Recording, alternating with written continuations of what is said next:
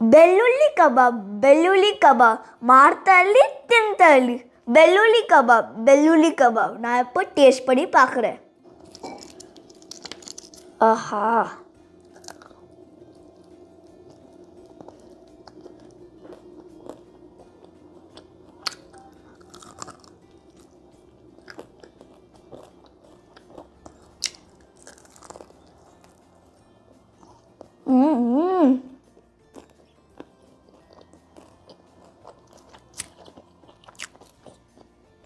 Cucumber,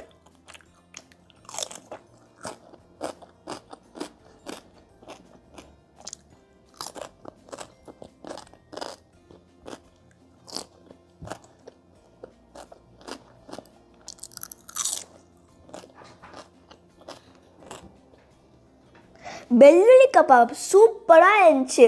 இப்போ கூட subscribe பண்ணலையா? சப்ஸ்கிரைப் பண்ணுங்க. இந்த வீடியோ பிடிச்சிருந்தா லைக் பண்ணுங்க, ஷேர் பண்ணுங்க, மறக்காத சேனலுக்கு சப்ஸ்கிரைப் பண்ணுங்க. பாருங்க, பெரிய சோளை 4 சோளை பூண்டு நம்ம எடுத்து நல்லா இந்த மாதிரி உச்சி எடுத்து வச்சுருக்குறோம். 5 லவங்க எடுத்து வச்சுருக்குறோம். 1 இன்ச் அளவு பட்டை சின்னதாக உடச்சி எடுத்து வச்சுருக்குறோம். 15 வந்து க்ரீன் சில்லி. காரத்துக்கு வந்து நம்ம இந்த க்ரீன் சில்லி தான், வேறு எதுவும் சேர்க்குறது. 1 இன்ச் அளவு இந்த மாதிரி சின்னது வந்து நம்ம இஞ்சி கட் பண்ணி வச்சுருக்குறோம். ஒரு கைப்பிடி அளவு கருவேப்பிலை. இது எல்லாமே நம்ம பேஸ்ட் பண்ணி எடுத்துக்கணும். தண்ணி ஜாஸ்தி சேர்க்கறது வேண்டாம். பாருங்கள், இந்த அளவு நம்ம பேஸ்ட் பண்ணி எடுத்து வச்சுருக்குறோம். பார்த்தாலே தெரியும், ரொம்ப நம்ம நைஸாக அரைக்கல, கொஞ்சம் திரியாக இருக்குது. கொஞ்சம் டர்மரிக் பவுடரு, கார்ன்ஃப்ளவர் வந்து ஒரு 4 டீஸ்பூன் சேர்த்துன்னுக்குறோம். அதுக்கு மேலே வந்து ரைஸ் ஃப்ளோர் வந்து ஒரு 2லேருந்து 3 டீஸ்பூன் சேர்த்துன்னுக்குறோம். அதுக்கு மேலே மைதா ஒரு 2 டீஸ்பூனு. கொஞ்சம் தேவைப்பட்டால் நீங்கள் இன்னும் 1 டீஸ்பூன் சேர்த்துக்கலாம். 2லேருந்து 3 டீஸ்பூன் மைதா. கடல மாவு வந்து 2 டீஸ்பூன் சேர்த்துன்னுக்குறேன். இவ்வளோ தான். இதுக்கு மேலே சால்ட்டு கொஞ்சம் சேர்த்துன்னுக்குறோம், தேவையான சால்ட்டு. வினிகர், லைம் இருந்தால் நீங்கள் லைம் சேர்த்துக்கோங்க, நான் வினிகர் தான் சேர்த்துன்னுக்குறேன். 1 டீஸ்பூன் அளவு ஆயில் சேர்த்துட்டு, கொஞ்சம் ஒரு கைப்பிடி அளவு கஸ்தூரி மேத்தி சும்மா கையில் நம்ம இந்த மாதிரி க்ரஷ் பண்ணி சேர்த்துக்கலாம். சேர்த்துட்டு நல்லா இதை மிக்ஸ் பண்ணி விட்டுக்கலாம். ஃபுல்லாக இந்த மசாலா இது எல்லாமே கார்ன்ஃப்ளவர் எல்லாமே நல்லா மிக்ஸ் ஆகணும். பாருங்கள், இந்த அளவுக்கு நம்ம பேஸ்ட் பண்ணிக்கிறோம். தண்ணி எதுவுமே இதில் சேர்க்கக்கூடாது. இதுக்கு மேலே ஒரே ஒரு முட்டை சேர்த்துக்கலாம். முட்டை சேர்த்துக்கினாக்கா கபாப் நல்லா சாஃப்டாக இருக்கும். வேணும்னா சேர்த்துக்கலாம், இல்லாட்டி நீங்கள் ஸ்கிப் பண்ணிக்கலாம். இப்போ இது நல்லா நம்ம மிக்ஸ் பண்ணிக்கணும். முட்டை ஆகட்டும், எல்லாமே இதில் நல்லா மிக்ஸ் ஆகட்டும். இதுக்கு மேலே பாருங்கள், நான் 2 கேஜி சிக்கன் எடுத்து வச்சுருக்கிறேன். 1.5லேருந்து 2 கேஜி மொத்தமாக இருக்குது. இப்போ நல்லா மிக்ஸ் பண்ணி விட்டுக்கலாம். ஃபுல்லாக இந்த கபாபில் வந்து சிக்கனு நல்லா இது மசாலா எல்லாமே நல்லா மிக்ஸ் ஆகணும்.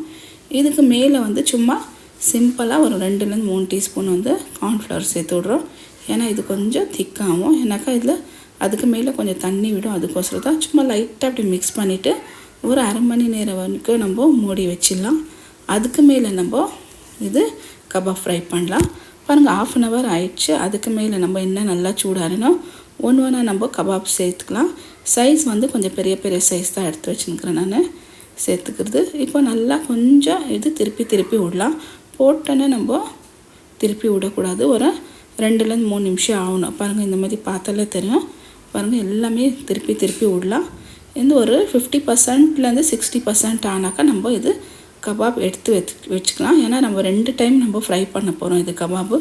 அதுக்கோசரம் பாருங்கள், இந்த டைம் ஆனோன்னு எடுத்து ஒரு பிளேட்டில் எடுத்து வச்சிடலாம். பாருங்கள், 2வது பேட்ச் நான் சேர்க்க போகிறேன். இது ஃபுல்லாக சேர்த்துட்டு பாருங்கள் ஃப்ரை பண்ணி எடுத்துட்டேன். ஒரு 10 நிமிஷம் விட்டுட்டேன். ஃபஸ்ட்டு பேட்ச் இது பாருங்கள், 10 நிமிஷம் விட்டுட்டு நல்லா ஃப்ரை பண்ணி எடுத்துடலாம். நல்லா சூப்பராக இருக்கும், நல்லா டேஸ்டியாக இருக்கும். லாஸ்ட்டில் கொஞ்சம் கருவேப்பிலை சேர்த்துடலாம். அவ்வளோதான். ஃபுல்லாக நல்லா இது இந்த மாதிரி மிக்ஸ் பண்ணி எல்லா கபாபும் எடுத்துடலாம். பாருங்கள், கருவேப்பிலை சேர்த்தாக்கா கருவேப்பிலை இது ஒரு ஃப்ளேவர் நல்லாயிருக்கும்.